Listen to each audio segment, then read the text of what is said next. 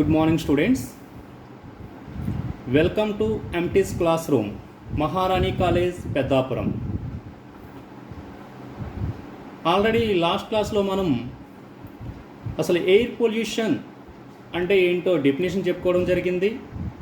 అలాగే దానికి సంబంధించి types of air pollutants, sources of air pollution గురించి మనం చూడడం జరిగింది.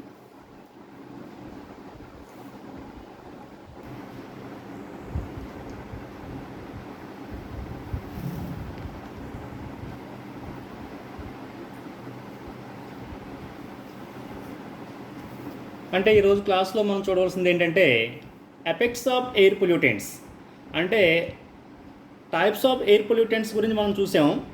ఇప్పుడు ఈ ఎయిర్ పొల్యూటెంట్స్ అంటే ఎయిర్ పొల్యూషన్ని కలిగించే కారకాలు ఉన్నాయి కదా, ఈ కారకాల వల్ల కలిగే ప్రభావాలు ఏంటి అనేది ఈరోజు క్లాస్లో మనం చూడడం జరుగుతుంది. ఒకసారి చూడండి, air pollutants are involved in causing for major environmental effects. అంటే ఈ ఎయిర్ పొల్యూటెంట్స్ అనేవి 4 రకాల ఎఫెక్ట్స్ని చూపిస్తాయట. అంటే కొంచెం ఎక్కువగా చూపించే ఎఫెక్ట్స్లో 4 రకాలు ఉన్నాయి ఈ ఎయిర్ పొల్యూటెంట్స్ వల్ల కలిగేవి. అవి ఏంటంటే ఫస్ట్ వన్ వచ్చేసి global warming or green house effect. అంటే గ్లోబల్ వార్మింగ్కే ఇంకొక పేరు ఏంటమ్మా, గ్రీన్ హౌస్ ఎఫెక్ట్ అంటాం. దీన్ని తెలుగు మీడియంలో ఏమంటామంటే భూమి వేడెక్కడం లేదా హరిత గృహ ప్రభావం అని అంటాం. ఒకసారి చూడండి, global warming or green house effect, దీన్ని తెలుగులో ఏమంటాం మనం, భూమి వేడెక్కడం లేదా హరిత గృహ ప్రభావం అంటాం. సెకండ్ వన్ వచ్చేసి యాసిడ్ రెయిన్, దీన్నే ఆమ్ల వర్షాలు అంటాం. థర్డ్ వన్ వచ్చేసి ఓజోన్ లేయర్ డిప్లేషన్, దీన్ని ఓజోన్ పొర క్షీణత అంటాం. స్మోక్, ఈ స్మోక్ అంటే ఏంటంటే పొగమంచు అంటాం. స్మోక్కి ఇంకో పేరేంటమ్మా, పొగమంచు. ఓకేనా? అంటే ఎఫెక్ట్స్ ఆఫ్ ఎయిర్ పొల్యూటెంట్స్ తీసుకున్నప్పుడు 4 ఎఫెక్ట్స్ అనేవి మేజర్గా జరుగుతాయి. అంటే ప్రధానంగా 4 రకాల ప్రభావాలు చూపుతాయని చెప్పుకున్నాం ఈ పొల్యూటెంట్స్. అవి ఏంటంటే, ఒకటి గ్లోబల్ వార్మింగ్ లేదా గ్రీన్ హౌస్ ఎఫెక్ట్, రెండోది వచ్చేసి యాసిడ్ రెయిన్, మూడోది వచ్చేసి ఓజోన్ లేయర్ డిప్లేషన్, నాలుగోది వచ్చేసి స్మోక్. అంటే తెలుగు మీడియం వాళ్ళు చూడండి అమ్మా, ఫస్ట్ వన్ గ్లోబల్ వార్మింగ్ని ఏమంటాం, భూమి వేడెక్కడం లేదా హరిత గృహ ప్రభావం అంటాం. రెండోది యాసిడ్ రెయిన్నే ఆమ్ల వర్షం అని కూడా అంటాము. మూడోది ఓజోన్ లేయర్ డిప్లేషన్ ఏమంటాం, ఓజోన్ పొర క్షీణత అనడం జరుగుతుంది. నాలుగోది వచ్చేసి స్మోక్, నాలుగోది ఏంటమ్మా, స్మోక్ అనమాట, అంటే పొగమంచు అంటుంది.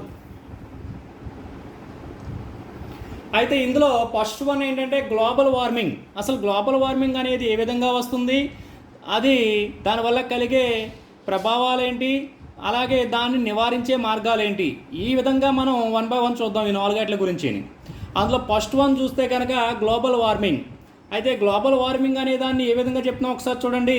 అది ఏ విధంగా ఏర్పడుతుందో చూడాలంటే ఏంటంటే, gases like CO2, CFC, water vapour and CH4 present in atmosphere are absorbed infrared radiations, again re-emitted to earth surface, then the earth is warmed. This is called greenhouse effect. అంటే green house effect అంటే ఏం చెప్తున్నాడంటే, gases like CO2 అంటే carbon dioxide, CFC chlorofluorocarbons, అలాగే water vapour నీటి ఆవిరి, అలాగే CH4 అంటే మీథేన్, ఇలాంటివి అట్మాస్ఫియర్లో చేరి అవి ఏం చేస్తున్నాయట, IR రేడియేషన్ని అబ్జార్బ్ చేసుకొని తిరిగి ఆ రేడియేషన్ని ఎర్త్ సర్ఫేస్ మీదకి ఉద్గారం చేయడం ద్వారా, అంటే రీఎమిటెడ్ అంటే ఉద్గారం చేయడం ద్వారా మనకి ఏమవుతుందట, భూమి అనేది వేడెక్కుతుంది.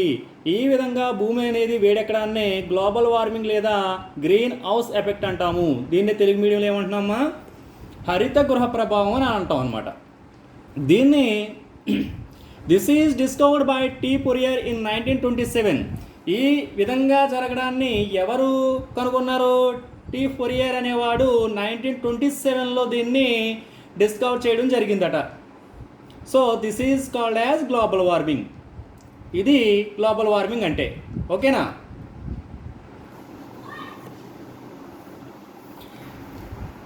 డెఫినేషన్ తర్వాత మనం చూసేది ఏంటంటే ఎఫెక్ట్స్ అంటే గ్లోబల్ వార్మింగ్ లేదా గ్రీన్ హౌస్ ఎఫెక్ట్ వల్ల కలిగే నష్టాలు లేదంటే ప్రభావాలు ఏంటి. అందులో ఫస్ట్ వన్ ఏంటంటే due to green house effect the earth surface is warmed and sunk the lowlands to increased sea level. ఒకసారి చూడండి ఫస్ట్ పాయింట్ ఏం చెప్తున్నాడు. Due to green house effect the earth surface is warmed and sunk the lowlands into increased sea level. అంటే green house effect అనేది జరగడం వల్ల ఏమవుతుందట, see level అంటే సముద్ర మట్టం అనేది పెరుగుతుంది.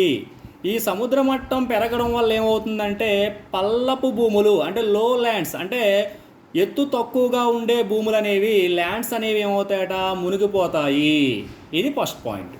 అంటే హరిత గృహ ప్రభావం వల్ల సముద్ర మట్టం అనేది పెరిగి పల్లపు భూములు అనేవి నీట మునుగుతాయి. ఇది ఫస్ట్ పాయింట్. దీన్ని ఇంగ్లీష్లో ఒకసారి చూడండి. Due to green house effect the earth surface is warm and sunk the lowlands to increase sea level. Okay. Second one, due to green house effect increases rainfall causes soil erosion. అంటే green house effect వల్ల rainfall అనేది పెరుగుతుందట. పెరగడం ద్వారా ఏమవుతుందట, నేల అనేది నిస్సారంగా మారుతుంది, soil erosion అనేది వస్తుంది. Due to green house effect increases rainfall causes soil erosion. అంటే వర్షపాతం పెరిగి భూమి యొక్క సారవంతాన్ని కోల్పోయి నిస్సారంగా మారుతుంది. ఇది సెకండ్ పాయింట్. థర్డ్ పాయింట్ ఏంటంటే due to green house effect to spoil plants and animals. ఈ గ్రీన్ హౌస్ ఎఫెక్ట్ వల్ల మొక్కలు మరియు జంతువులు అనేవి నశించడం జరుగుతుంది. నెక్స్ట్ పాయింట్ వచ్చేసి it spoil the nature imbalanced and decreased nitrogen. వాతావరణం యొక్క సమతుల్యతను దెబ్బతీస్తుందట. అందువల్ల ఇక్కడ ఏమవుతుందట, వాతావరణంలో ఉండే మన నేచురల్ అంటే సహజంగా మనకి ఉండే నైట్రోజన్ అనేది ఏమవుతుందంటే తగ్గిపోవడం జరుగుతుంది. అలాగే ఇన్సెక్ట్ అనేవి పర్సెంటేజ్ అలాగే గ్రో అనేది పెరుగుతుందట. అంటే ఇన్సెక్ట్స్ అంటే ఏంటి, క్రిమి కీటకాలు ఉంటాయి కదా, వీటి యొక్క పర్సంటేజు లేదా వాటి యొక్క పెరుగుదల అనేది ఎక్కువ అవడం జరుగుతుంది. నెక్స్ట్ పాయింట్ వచ్చేసి it spoil the agriculture field. అంటే వ్యవసాయ భూమిని ఇది నాశనం చేస్తుంది. అలాగే it causing decreasing food productivity. ఆహార ఉత్పత్తి అనేది తగ్గడం జరుగుతుందట. గ్రీన్ హౌస్ ఎఫెక్ట్ వల్ల ఏమవుతుందటమ్మా, డిక్రీజింగ్ ఫుడ్ ప్రొడక్టివిటీ, ఆహార ఉత్పత్తి తగ్గుతుంది. ఎందుకని, అగ్రికల్చర్ ల్యాండ్ ఫీల్డ్ అనేది ఏమవుతుంది, సారవంతాన్ని కోల్పోయి నిస్సారంగా మారిపోతుంది. ఎప్పుడైతే నిస్సారం అయ్యిందో వాటి మీద పండే పంట కూడా ఏమవుతుంది, ప్రొడక్షన్ అనేది తగ్గిపోతుంది. సో అందువల్ల ఫుడ్ ప్రొడక్టివిటీ అనేది డిక్రీజ్ అవుతుందట. అలాగే నెక్స్ట్ పాయింట్ ఏంటంటే the temperature of earth surface rises 2 to 4 degrees centigrade and smells ice caps glaciers cause sunk lowlands. అంటే గ్రీన్ హౌస్ ఎఫెక్ట్ అనేది ఏంటన్నా, భూమి వేడెక్కడం. ఎప్పుడైతే భూమి వేడెక్కుతుందో దీనివల్ల ఏం జరుగుతుందట, మనకి టెంపరేచర్ అనేది 2 నుంచి 4 degrees సెంటిగ్రేడ్ పెరగడం జరుగుతుందట. ఈ విధంగా పెరగడం వల్ల ఐస్ క్యాప్స్ అంటే మంచు పర్వతాలు ఇలాంటివి ఏమవుతాయి అంటే మనకి కరిగిపోవడం జరుగుతాయి, మెల్ట్ అవుతాయి. మెల్ట్ అయిపోయి ఏమవుతాయంటే పల్లంగా ఉండే భూములు అనేవి మునిగిపోవడం జరుగుతుంది.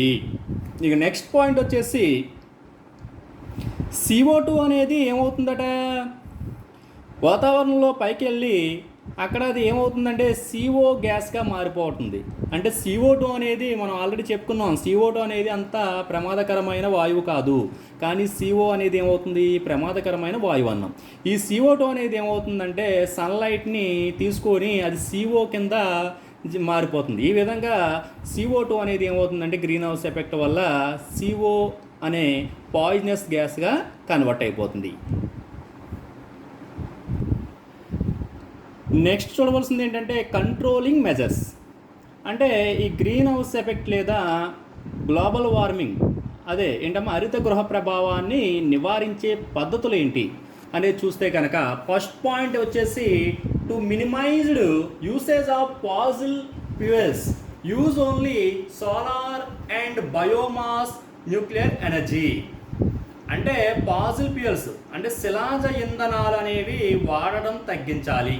తగ్గించి మనం ఎక్కువగా ఏం వాడాలంటున్నాడు? సోలార్ అంటే సన్లైట్, బయోమాస్, అలాగే న్యూక్లియర్ ఎనర్జీ ఇలాంటి వాటిని ఫ్యూయల్స్గా వాడడం ద్వారా మనం ఏం చేయొచ్చట?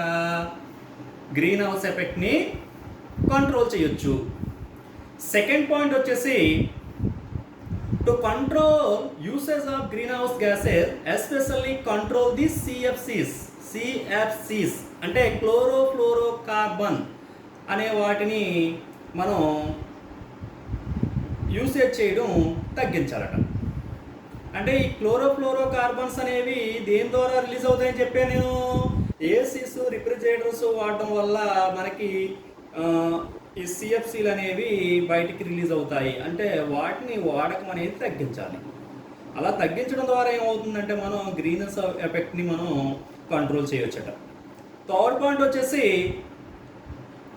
To control the population growth అంటే జనాభా పెరుగుదలను నియంత్రించాలట. జనాభా పెరుగుదలను నియంత్రిస్తే మనం వాడే ఇంధనాలు లేదా ఈ ఇన్స్ట్రుమెంట్స్ అనేవి వాడకం తగ్గుతుంది. ఎప్పుడైతే వాడకం తగ్గిందో మనకి గ్రీన్ హౌస్ ఎఫెక్ట్స్ లేదా గ్రీన్ హౌస్ గ్యాసెస్ అనేవి అట్మాస్ఫియర్లో రిలీజ్ అవ్వడం తగ్గుతుంది. ఆ విధంగా కూడా ఏమవుతుందట? మనం గ్రీన్ హౌస్ ఎఫెక్ట్ని కంట్రోల్ చేయొచ్చు. నెక్స్ట్ పాయింట్ వచ్చేసి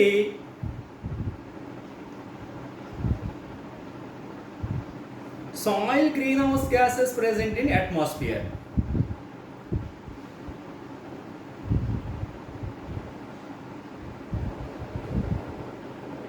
గ్రీన్ హౌస్ గ్యాసెస్ అనేవి కొన్ని నేలలో ఉంటాయి. వాటిని మనం ఏం చేయాలి? దాన్ని ఉత్పత్తి పెంచడం ద్వారా కూడా మనం ఏం చేయొచ్చట? మనకి దీన్ని కంట్రోల్ చేయొచ్చు. ఇంకా లాస్ట్ పాయింట్ వచ్చేసి due to afforestation decreases percentage of CO2 and control the green house effect. Due to afforestation అంటే అడవులను పెంచడం. ఏంటమ్మా? అడవులను పెంచడం ద్వారా మనం ఏం చేయొచ్చట? CO2 గ్యాస్ను మనం ఏం చేస్తున్నాం? పర్సంటేజ్ అనేది తగ్గించవచ్చు. ఆ విధంగా ఎప్పుడైతే గ్రీన్ హౌస్ గ్యాస్ అన్నాం కదా CO2 గ్యాస్ని ఎప్పుడైతే మనం తగ్గించామో గ్లోబల్ వార్మింగ్ అనే దాన్ని కూడా మనం ఏం చేయొచ్చు అంటే కంట్రోల్ చేయడం జరుగుతుంది. ఇవి మెయిన్ కంట్రోల్ మెజర్స్. అంటే ఫస్ట్ పాయింట్ వచ్చేసి to minimize usage of fossil fuels, use only solar and biomass nuclear energy. Second one to control usage of greenhouse gases, especially control the CFCs. To control the population growth, soil greenhouse gases present in atmosphere due to afforestation. These are controlling measures of greenhouse effect.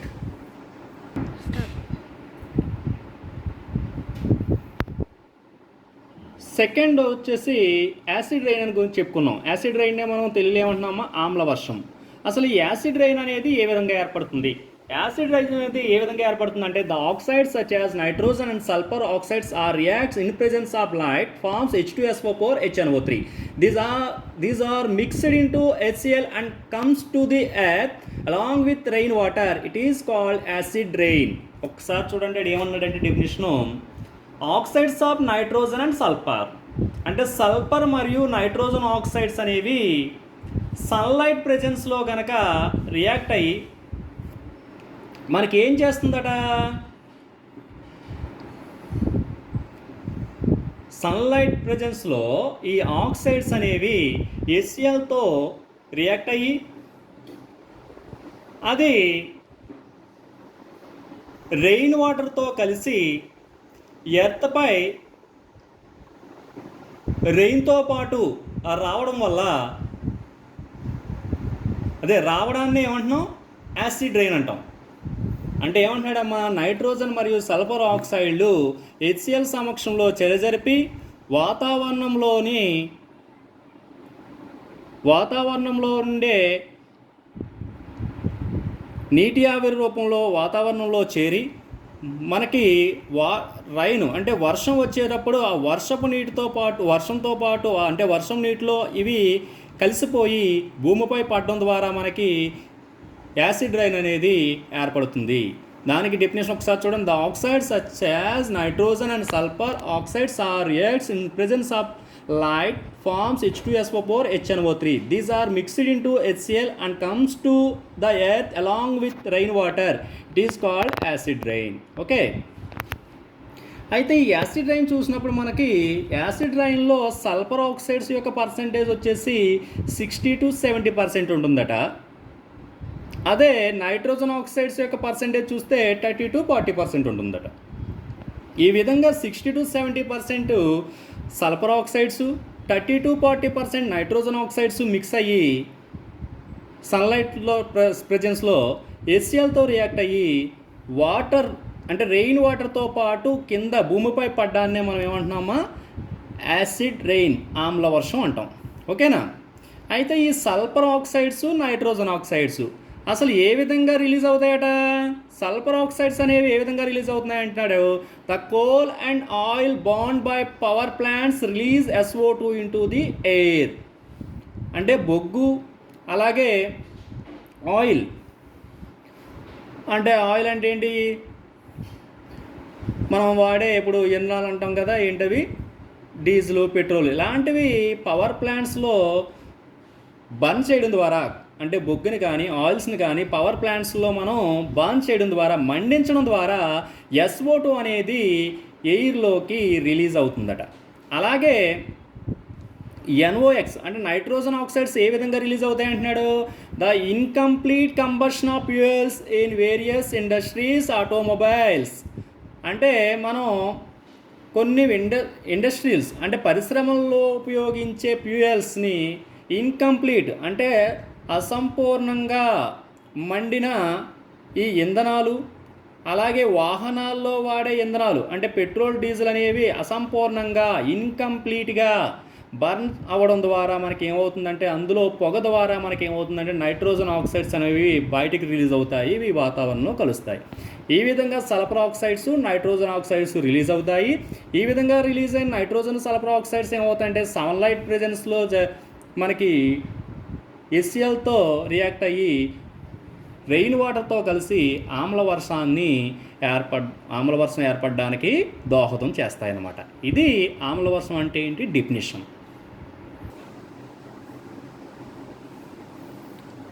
అయితే definition అయిన తర్వాతలో ఆమ్ల వర్షం అనేది ఏ విధంగా form అవుతుంది అంటే formation of acid rain.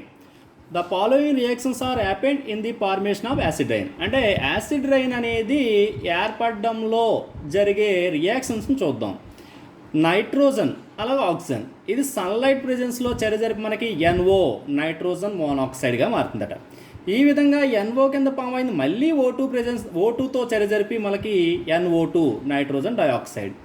Next ఏంటంటే ఈ విధంగా ఫామ్ అయిన NO2 అనేది వాటర్తో రియాక్ట్ అయ్యి HNO2 అలాగే HNO3, HNO2ను HNO3ని ఈ విధంగా నైట్రోజన్ ఆక్సైడ్స్ అనేవి ఏర్పడడం జరుగుతాయి.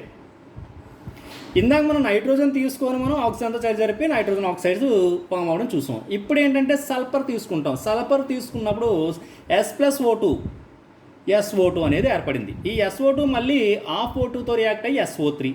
ఈ విధంగా ఫామ్ అయిన SO3 అనేది వాటర్తో రియాక్ట్ అయ్యి H2SO4 అంటే సల్ఫర్ ఆక్సైడ్ కింద మారింది. ఓకేనా. ఈ విధంగా నైట్రిక్ ఆక్సైడ్, HNO3 అలాగే H2SO4 ఈ విధంగా ఫామ్ అయిన ఈ యాసిడ్స్ అనేవి ఏం చేస్తాయి? HCl ప్రెజెన్స్లో కలిసి మనకి యాసిడ్ రెయిన్ అనే దాన్ని ఏర్పరచడం జరుగుతాయి.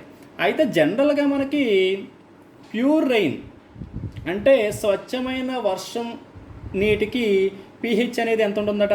5.6 అనేది ఉంటుందట. కానీ ఎప్పుడైతే ఈ విధంగా సల్ఫర్, నైట్రోజన్ ఆక్సైడ్స్ అనేవి ఆ యాసిడ్ రెయిన్ ఫామ్ చేసి ఈ రెయిన్ వాటర్లో కలుస్తాయో ఆ రెయిన్ వాటర్ యొక్క pH అనేది తగ్గిపోయి ఎంత ఉంటుందట? ఇంచుమించు 2-3 ఆ రేంజ్లోకి వచ్చేస్తుంది. ఆ విధంగా మనకి ఈ రెయిన్ వాటర్ అనేది ఏ నేచర్ని కలిగి ఉంటుందట? ఎసిడిక్ నేచర్ని కలిగి ఉంటుందట. ఇది మనం formation of acid rain. Formation of acid rain తర్వాత మనం చూడవలసింది ఏంటంటే ఎఫెక్ట్స్ ఆఫ్ యాసిడ్ రెయిన్. ఇందులో ఫస్ట్ ఎఫెక్ట్ చూస్తే కానీ acid rain damage buildings materials including steel, paints, plastics, cement and marbles. అంటే యాసిడ్ రెయిన్ వల్ల బిల్డింగ్ మెటీరియల్స్ అనేవి స్పాయిల్ అవ్వడం జరుగుతుందట. ఆ బిల్డింగ్ మెటీరియల్ ఏంటట, ఒకటి స్టీలు, అంటే బిల్డింగ్ కట్టడానికి, ఇల్లు ఈ నిర్మాణం చేయడానికి మనం వాడే స్టీలు, అలాగే వాటి గోడలకేసే పెయింట్, అలాగే దాంట్లో వాడే ప్లాస్టిక్స్, అలాగే సిమెంటు, అలాగే మార్బుల్స్, ఇవన్నీ కూడా ఏమవుతాయంటే డ్యామేజ్ అవ్వడం జరుగుతుంది. ఇది ఫస్ట్ ఎఫెక్ట్. సెకండ్ వచ్చేసి due to acid rain food, drinking water are polluted. అంటే మనం తినే ఆహారము, మనం తాగే నీరు కూడా ఏమవుతుందంటే పొల్యూటెడ్ అవుతుంది, అంటే కలుషితం అవ్వడం జరుగుతుందట యాసిడ్ రెయిన్ వల్ల. ఇంక థర్డ్ పాయింట్ వచ్చేసి due to acid rain decreases mineral resources in soil. అంటే యాసిడ్ రెయిన్ అనేది పడడం ద్వారా ఏమవుతుందంటే నేలలో ఉండే మినరల్స్, అంటే ఖనిజాలు ఏమవుతాయట, తగ్గిపోవడం జరుగుతుంది, అంటే డిక్రీజెస్ మినరల్స్. ఫోర్త్ పాయింట్ వచ్చేసి due to acid rain the earth ఈ స్టెరైల్.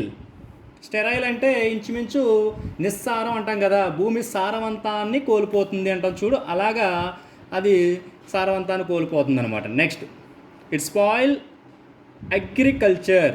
వ్యవసాయాన్ని కూడా ఇది నాశనం చేస్తుందట. అంతే కదా, ఇప్పుడు ఏమవుతుంది, యాసిడ్ రైన్ పడడం వల్ల ఈ వర్షం నీటితో పాటు ఆమ్లాలు అనేవి, యాసిడ్స్ అనేవి ఏమవుతాయి, ఆ నీటిలో కలిసి భూమిపై పడుతుంది.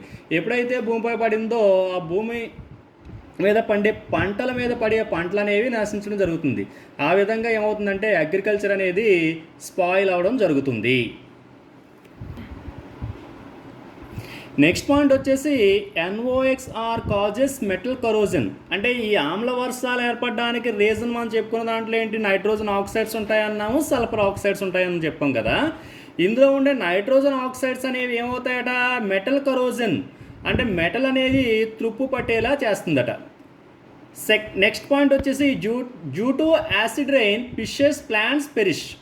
అంటే ఫిషెస్ అనేవి, అంటే చేపలు మరియు ప్లాంట్స్, మొక్కలు ఏమవుతాయంటే పెరిష్ అంటే నశించిపోతాయి. Next NOx present in atmosphere causes ozone depletion.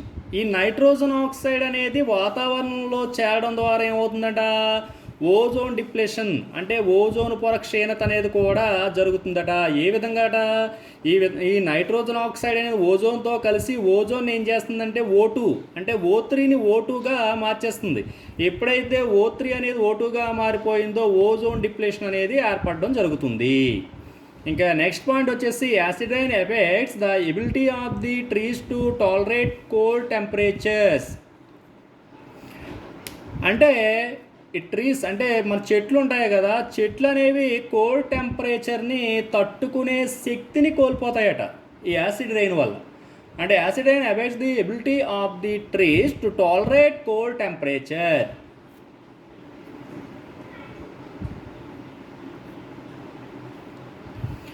Next చెప్పవలసింది ఏంటంటే కంట్రోలింగ్ మెజర్స్. అంటే అసలు యాసిడ్ రెయిన్ అంటే ఏందో చెప్పుకున్నాము, ఆ యాసిడ్ రెయిన్కి ఎఫెక్ట్స్ ఏంటో చెప్పాము. నెక్స్ట్ మనం ఆ యాసిడ్ రెయిన్ అనేది ఏర్పడకుండా మనం చేయవలసిన పని, అంటే కంట్రోలింగ్ మెజర్స్ అంటే ఏంటో చూద్దాం. అందులో ఫస్ట్ వన్ వచ్చేసి NOx present in atmosphere is remove to convert into nitrogen and ammonia. అంటే వాతావరణంలో ఉండే నైట్రోజన్ ఆక్సైడ్స్ని మనం రిమూవ్ చేయాలి. ఏ విధంగా రిమూవ్ చేయాలంటున్నాడు, ఆ నైట్రోజన్ ఆక్సైడ్స్ని నైట్రోజన్ రూపంలోను అమోనియా రూపంలోకి మార్చడం ద్వారా మనం నైట్రోజన్ ఆక్సైడ్స్ని మనం రిమూవ్ చేయొచ్చట. ఆ ఈక్వేషన్ చూడండి, 2NO + 2H2. అంటే నైట్రోజన్ మోనాక్సైడ్ని H2తో ప్లాటినం ప్రెజెన్స్లో కనుక ట్రీట్ చేస్తే మనకి NO వల్ల ఎలా మారిపోతుంది, N2 గాను వాటర్ గాను. సో ఎప్పుడైతే N2 వాటర్ ఫామ్ అయిందో మనకి ఆక్సైడ్ ఎలా అయిపోయింది, నైట్రోజన్ రూపంలో కన్వర్ట్ అయిపోయింది. అలాగే NO2ను కూడా మనం PT ప్రెజెన్స్లో H2తో కనుక రియాక్ట్ చేస్తే అది కూడా ఏమవుతుందట, N2గా మారిపోతుంది. అలాగే NOని తీసుకొని 5/2 H2తో రియాక్ట్ చేస్తే అమోనియా రూపంలోను, అలాగే NO2ని తీసుకొని 7/2 H2తో రియాక్ట్ చేసినప్పుడు అమోనియా రూపంలోను మారుతుంది. ఈ విధంగా మనం ఏం చేయొచ్చట, నైట్రోజన్ ఆక్సైడ్స్ని అట్మాస్ఫియర్ నుంచి రిమూవ్ చేయొచ్చు. ఏ విధంగా, నైట్రోజన్ గాను అమోనియా గాను నైట్రోజన్ ఆక్సైడ్స్ని కన్వర్ట్ చేయడం ద్వారా ఇది ఈ విధంగా మనం ఎప్పుడైతే నైట్రోజన్ ఆక్సైడ్స్ని మనం కంట్రోల్ చేయగలిగామో మనకి యాసిడ్ రైన్ అనేది కూడా ఏమవుతుంది, కంట్రోల్ అవ్వడం జరుగుతుంది. ఇది ఫస్ట్ కంట్రోలింగ్ మెజర్.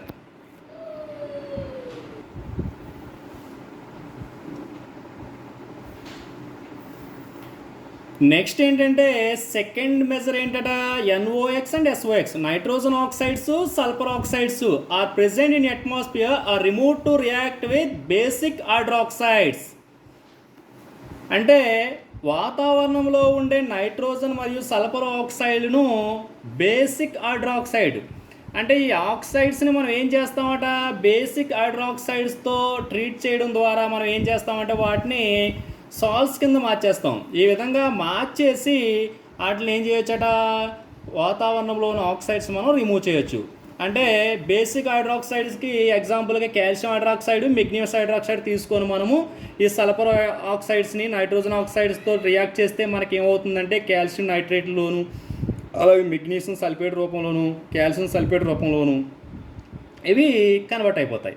ఎప్పుడైతే ఈ ఆక్సైడ్స్ అనేవి నైట్రేట్ సల్ఫేట్ రూపంలో కన్వర్ట్ అయ్యాయో ఈ వాతావరణంలో ఉండే ఈ నైట్రోజన్ మరియు సల్ఫర్ ఆక్సైడ్స్ మనం రిమూవ్ చేసినట్టే. ఎప్పుడైతే వీటిని రిమూవ్ చేసామో మనం ఆమ్ల వర్షం అనేది ఏర్పడకుండా మనం చూడొచ్చు అనమాట.